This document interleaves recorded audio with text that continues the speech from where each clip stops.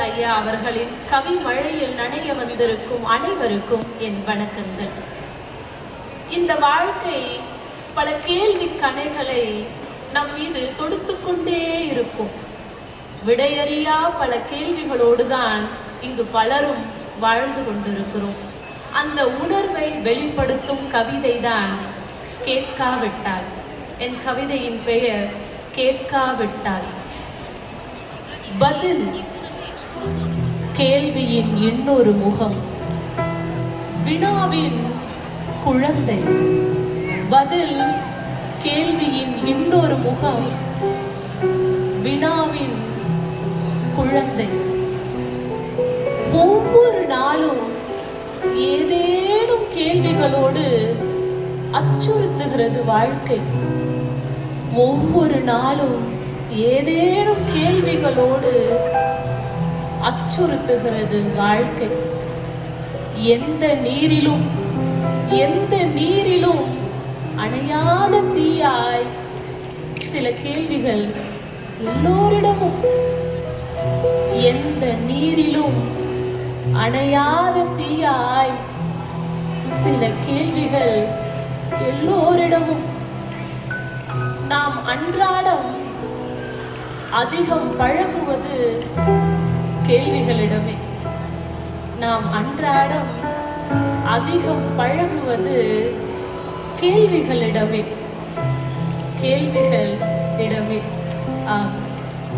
கேட்காவிட்டால் நீ கேள்விக்குறி. கேட்டும் பலர் கேள்விக்குறி. கேட்காவிட்டால் நீ கேள்விக்குறி. கேட்டும் பலர் கேள்விக்குறி. எத்தனை பதில்கள் சொன்னாலும் அடைபடாது வாழ்க்கையின் வாய்.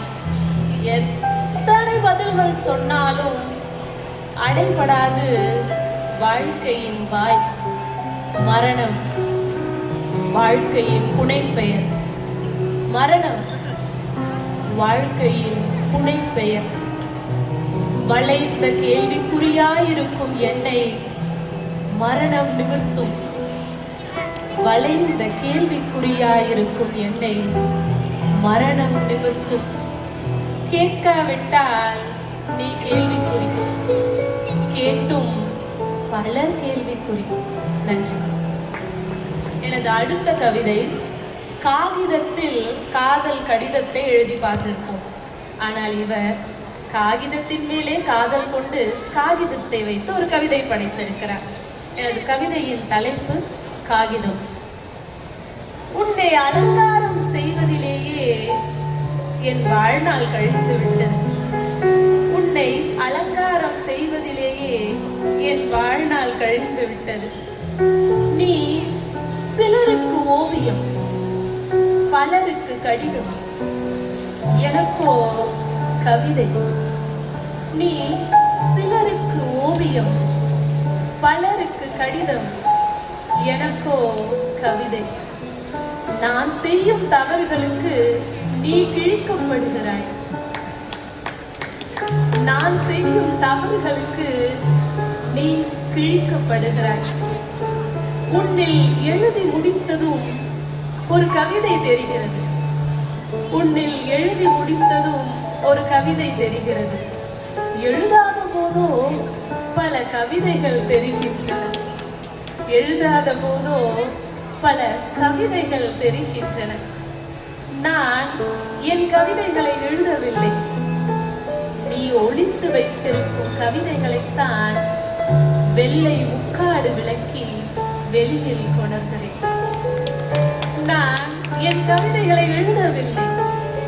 நீ ஒளித்து வைத்திருக்கும் கவிதைகளைத்தான் வெள்ளை முக்காடு விளக்கி வெளியில் கொணர்கிறேன்.